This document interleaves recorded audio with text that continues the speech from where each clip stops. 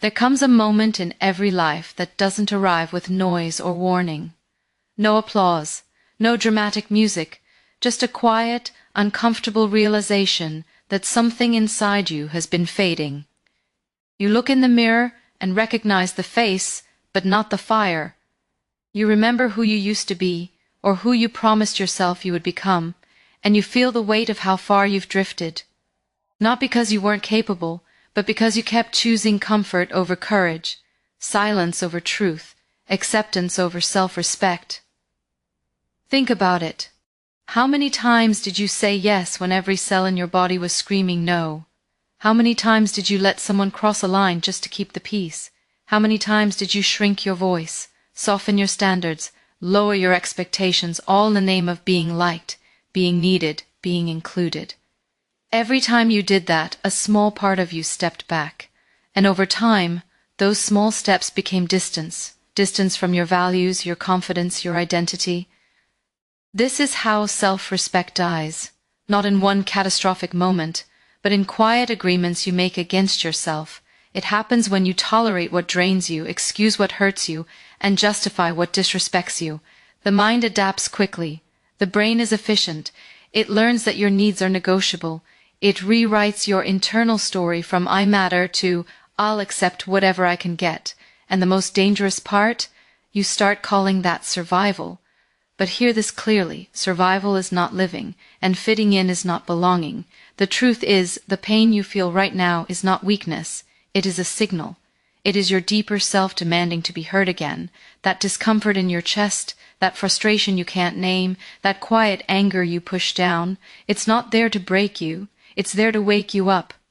Because the moment you realize you've been living below your worth is the moment your power begins to return. Awareness is the first act of self-respect. You don't need to blame yourself for the past. You did what you knew how to do to survive. But now you know more, and knowing more creates responsibility. This is the line in the sand. This is the moment where you stop negotiating your dignity, where you stop asking for permission to exist fully, where you decide that being respected by yourself matters more than being approved by others. You don't rebuild your identity by becoming louder or harder.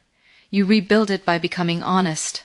Honest about what you deserve, honest about what you will no longer accept, honest about who you are when no one is watching. Right now you are being invited into a higher standard of living, not a perfect life, but a grounded one. A life where your words match your actions, where your boundaries protect your energy, where you stand tall, not because the world validates you, but because you finally do. This is where it begins, not tomorrow, not when you feel ready. It begins the moment you choose self-respect and refuse to abandon yourself ever again.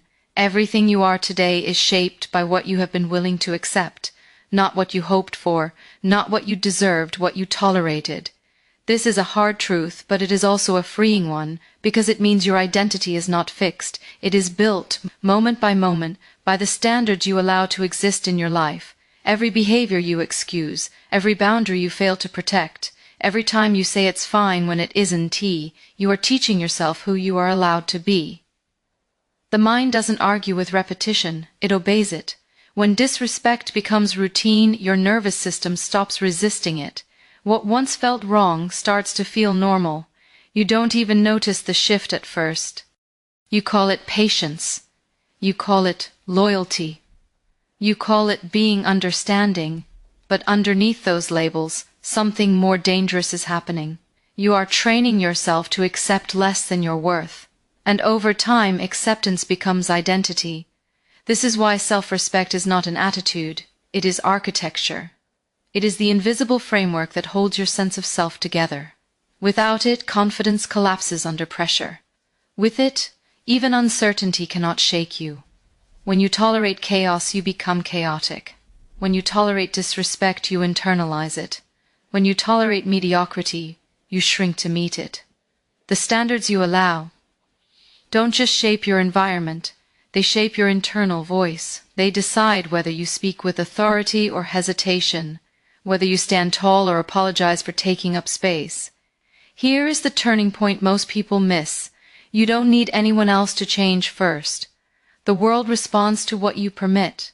The moment you raise your standards internally, your behavior shifts, your posture changes, your decisions sharpen.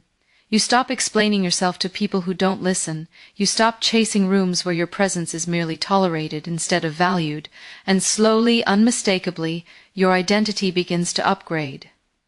This isn't about becoming aggressive or cold. It's about becoming rooted. A person with self-respect does not beg to be chosen. They choose themselves first. They understand that what they allow once becomes permission forever. So they guard their time, they protect their energy, they speak clearly even when their voice shakes, and every time they do, something powerful happens, the brain rewires, self-trust strengthens, the gap between who they are and who they could be begins to close. You must understand this, your future self is watching what you tolerate today.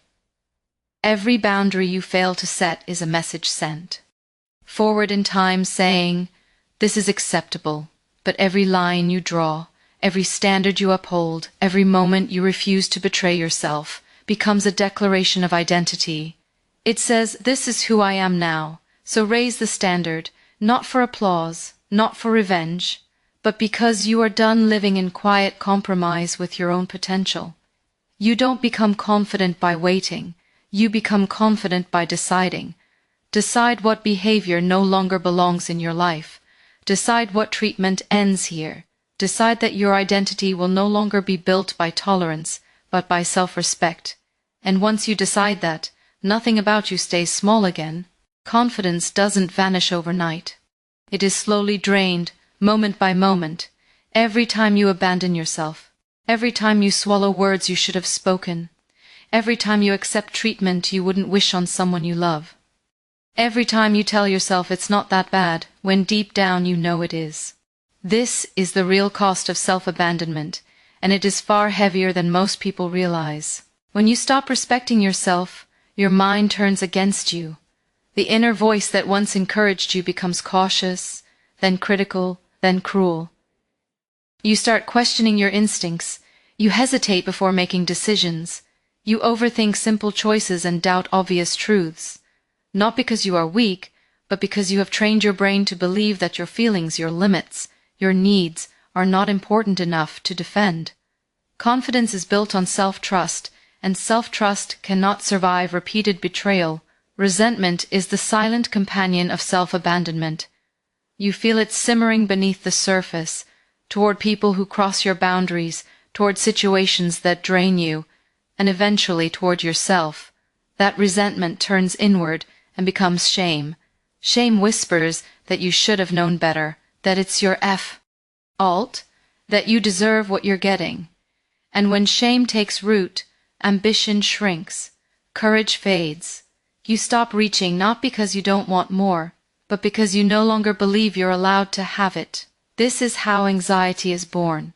Not from danger, but from contradiction. Your body knows something is wrong, but your actions keep saying, stay. Your intuition says, leave, but your fear says, endure.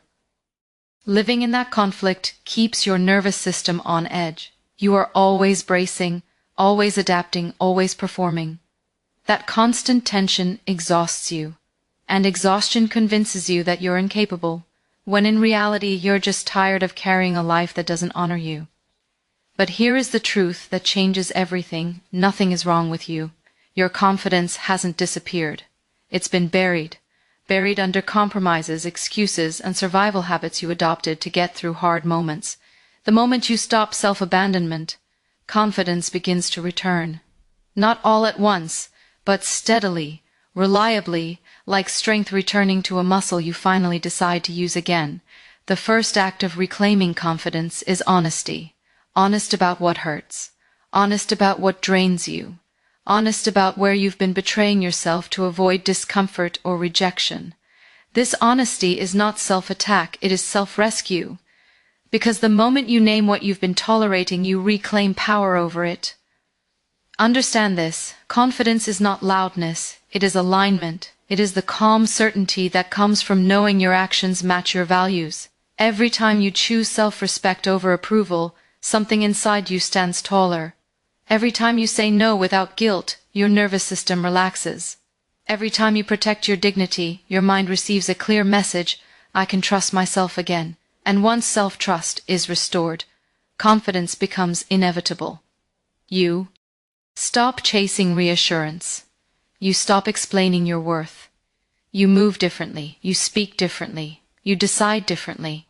Because you are no longer living from fear of loss. You are living from respect for yourself. And that is the foundation no setback can destroy. You were taught early, maybe subtly, maybe forcefully, that being good meant being agreeable, that being kind meant staying quiet, that being loved meant being easy to deal with. So you learned to smile when something hurt. You learned to say it's okay when it wasn't. You learned that discomfort was the price of belonging. And slowly, without realizing it, you confused self-respect with selfishness and silence with strength. This is one of the most damaging lies ever handed to a human being, because niceness without boundaries is not kindness, it is self-erasure, and the world rewards this confusion at first. People praise you for being understanding. They call you mature for tolerating behavior that violates you. They rely on you because you don't push back. But what they are really responding to is your willingness to carry weight that was never yours to hold. Here's the psychological trap. When you are rewarded for self-sacrifice, your brain associates approval with self-betrayal. You start measuring your worth by how much you can endure. You tell yourself that setting boundaries will hurt others, that saying no will make you difficult, that standing up for yourself will turn you into someone you don't want to be. So you keep choosing peace on the outside while chaos grows inside. But real kindness does not require self-destruction. Real maturity does not demand silence. And real strength is not the ability to endure disrespect. It is the courage to interrupt it. Being nice was never meant to mean being invisible. It was never meant to mean tolerating emotional harm. It was meant to reflect empath. High, not abandonment of self. Look closely at the guilt you feel when you assert yourself. That guilt is not proof that you're wrong. It is proof that you were conditioned. Conditioned to prioritize comfort over truth.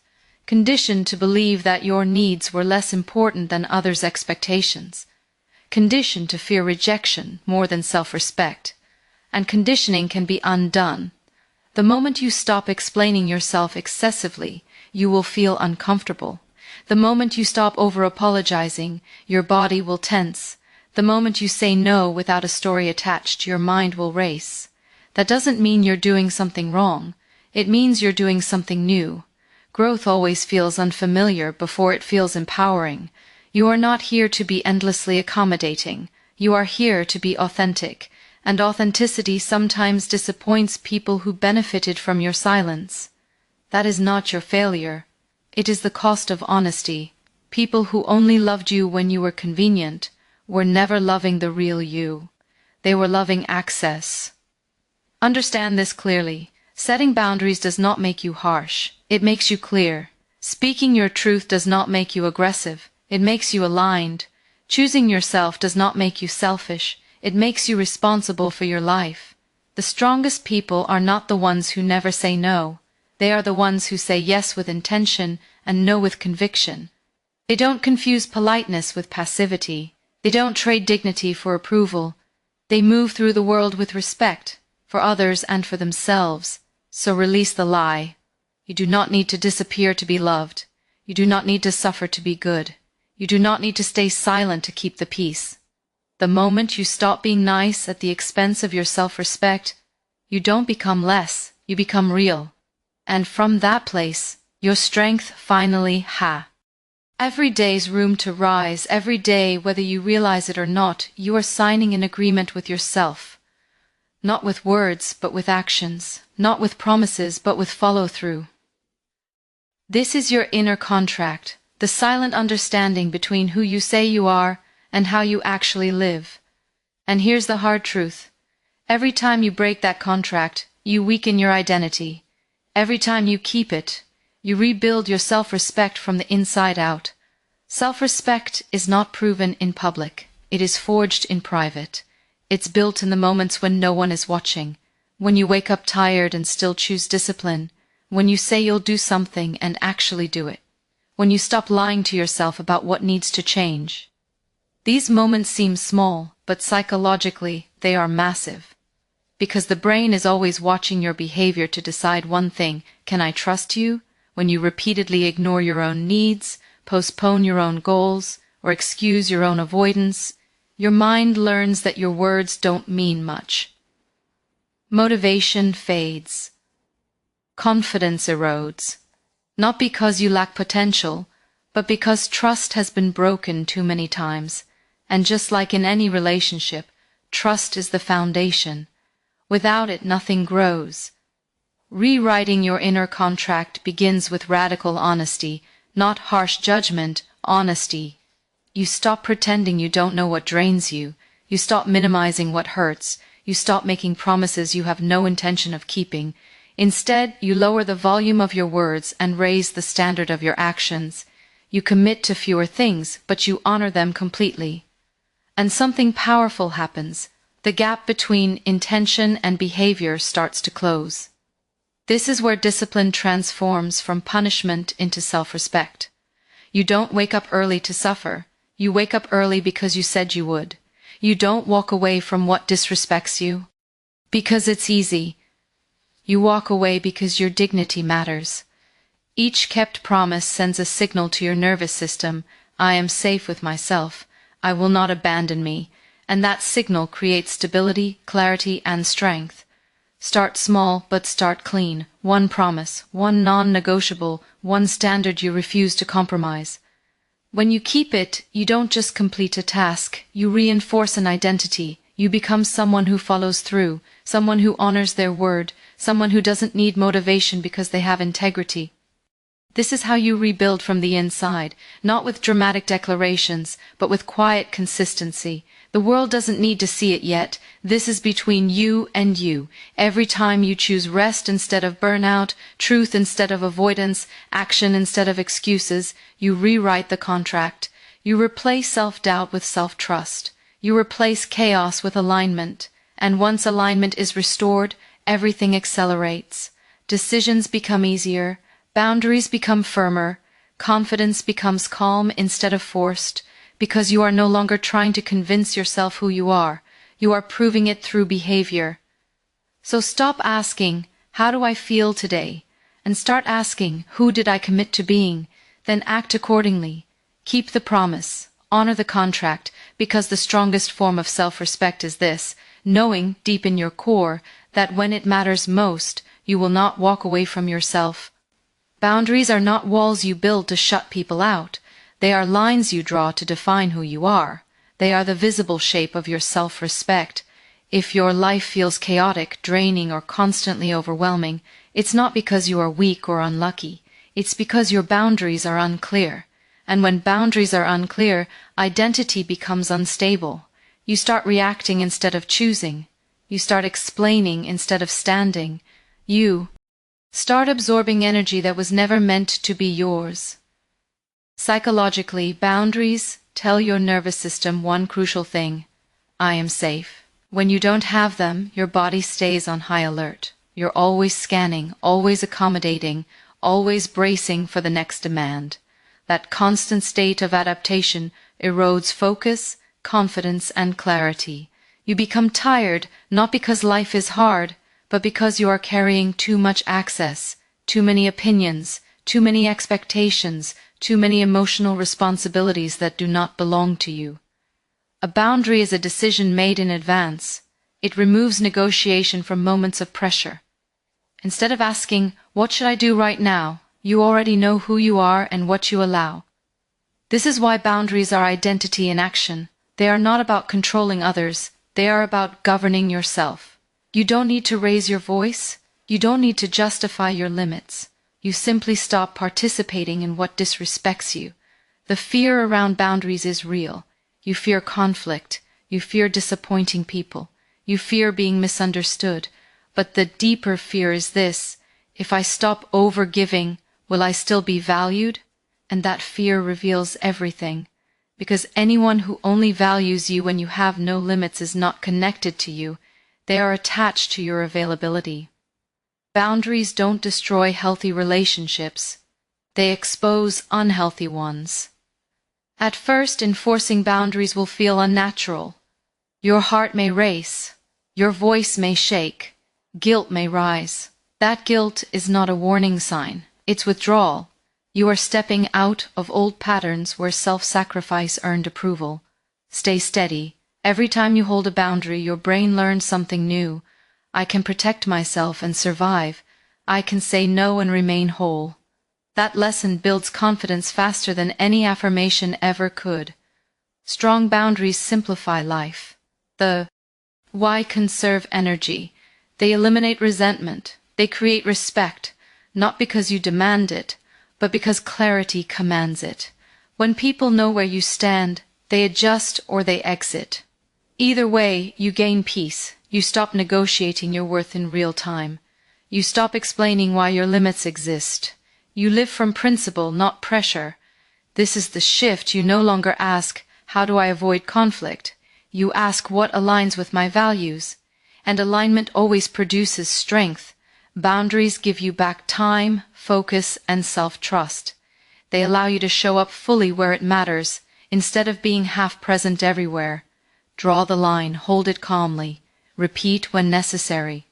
You are not responsible for managing others' reactions. You are responsible for managing your life, and the moment your boundaries become clear, your identity becomes unshakable, because now every decision says the same thing: I know who I am and I honor it.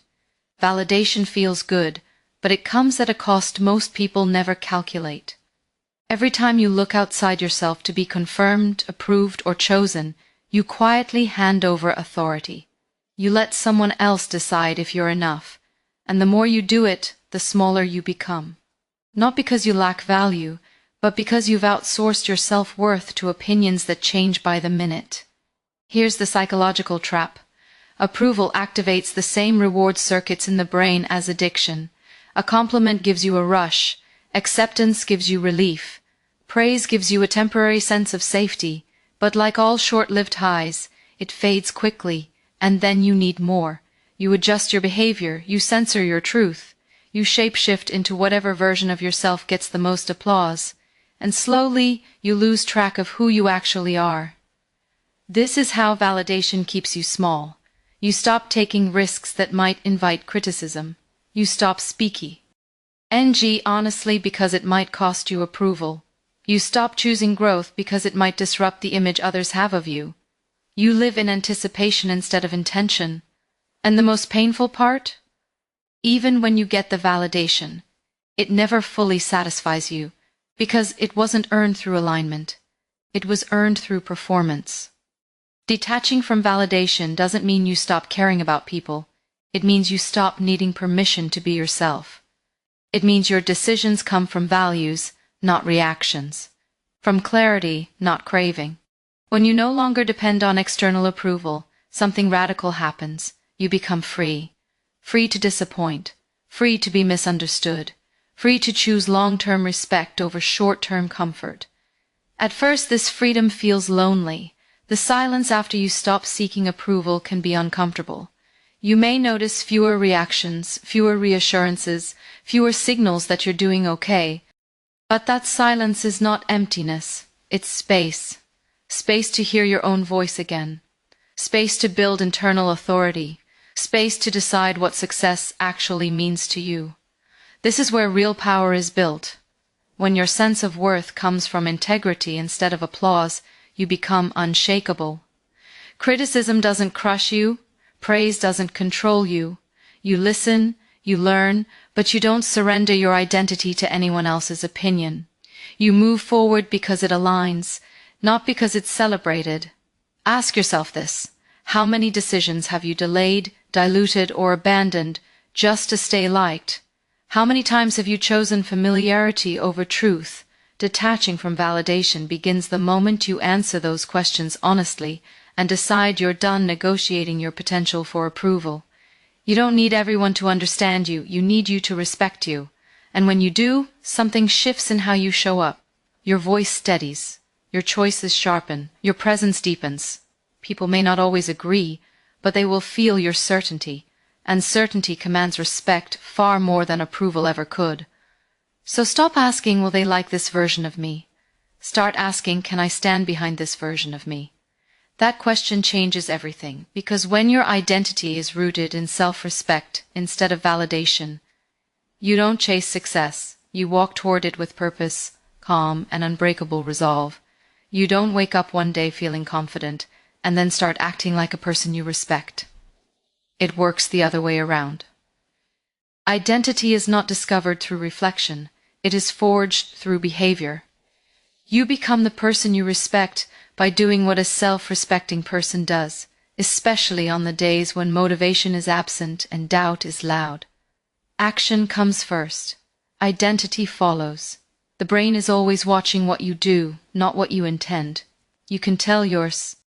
LF powerful stories, repeat affirmations, and visualize success, but if your actions don't match your values, your nervous system knows the truth, and it responds accordingly. When your behavior aligns with dignity, your body relaxes. When it doesn't, tension builds. This is why acting with self-respect feels grounding, while self-betrayal feels exhausting. Start with how you carry yourself. Posture is not cosmetic, it's psychological. When you stand tall, breathe deeply, and move with intention, your brain reads safety and authority. Then look at your language. A person with self-respect doesn't over-explain, over-apologize, or shrink their message to avoid discomfort. They speak clearly, calmly, directly, not to dominate but to be understood. Then come your decisions. Acting like the person you respect means choosing long-term alignment over short-term relief.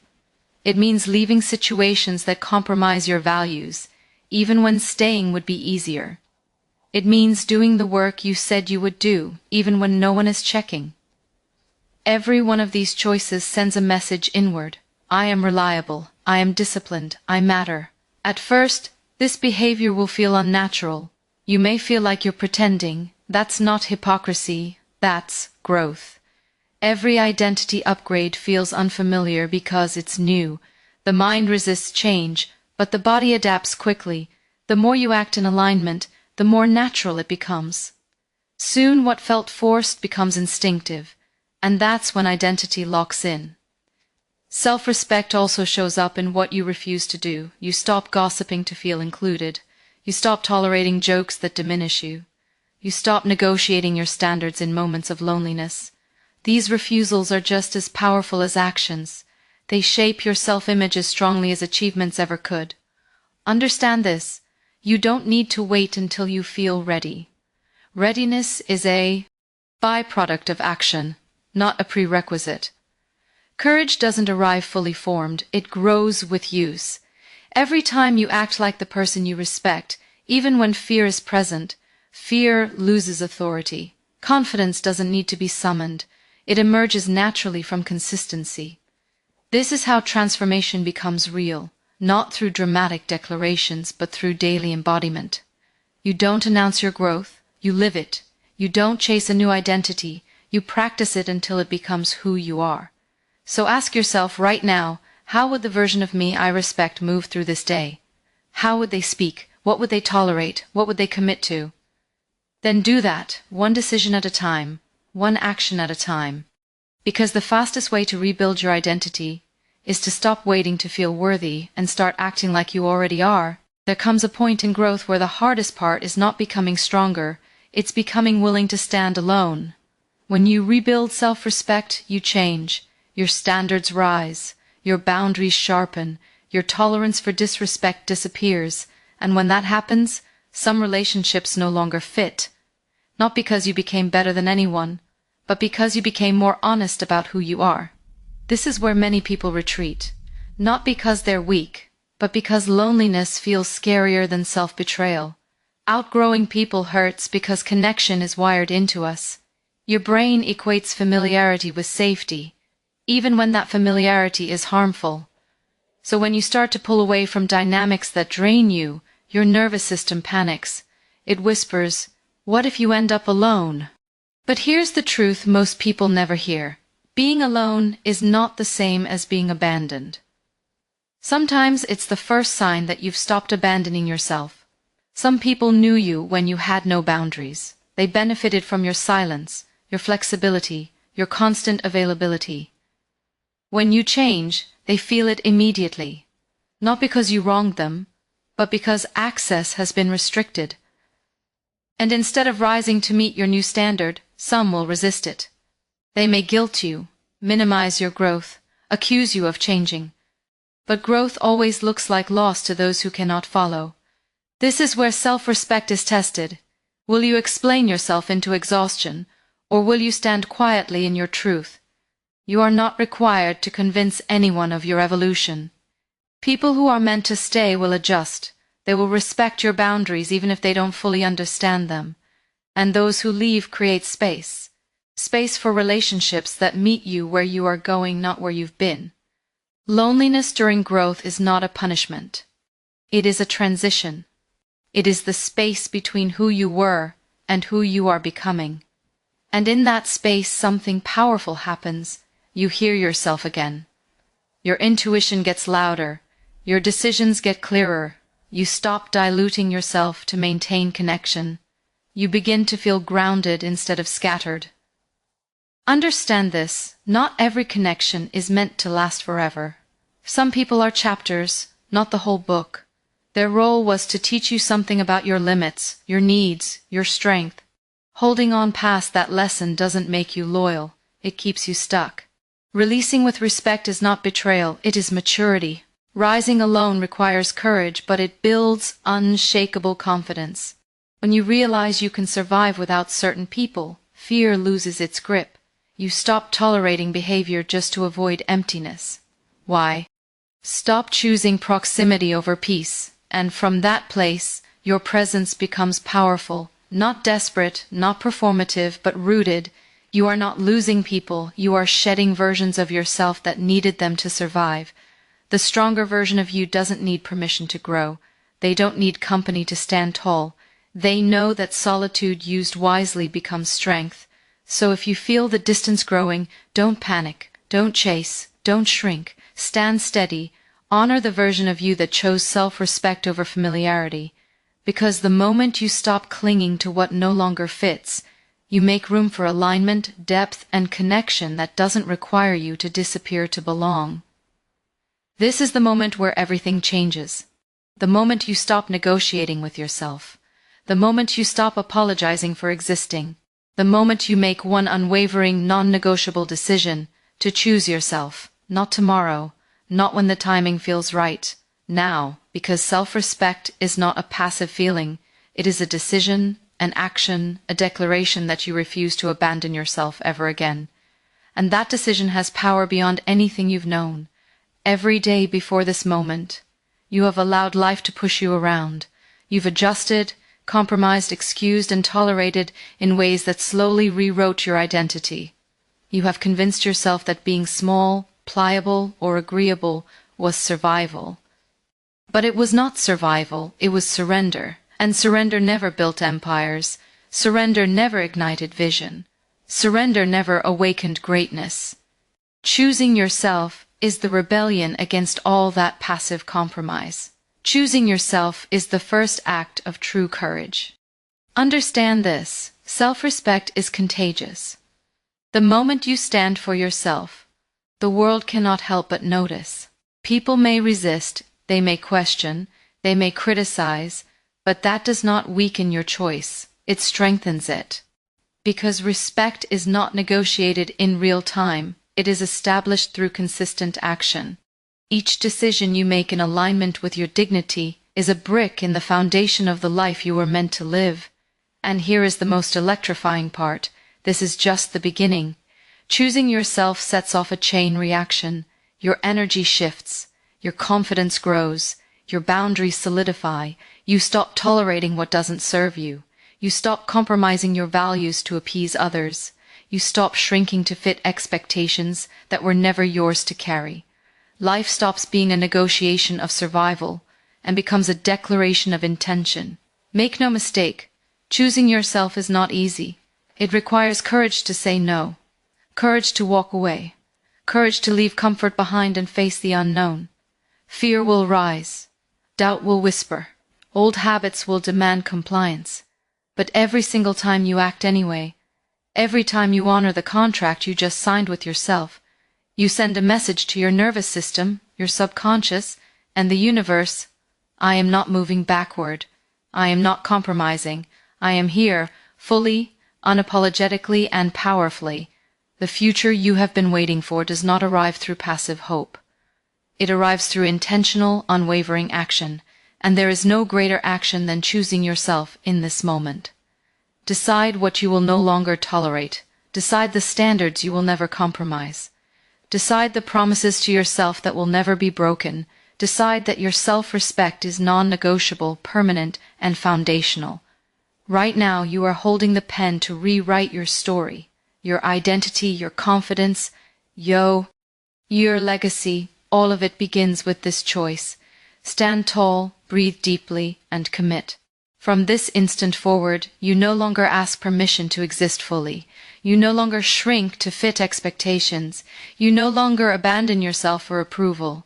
You choose yourself fully, relentlessly, and without apology, and that is the moment your life transforms forever.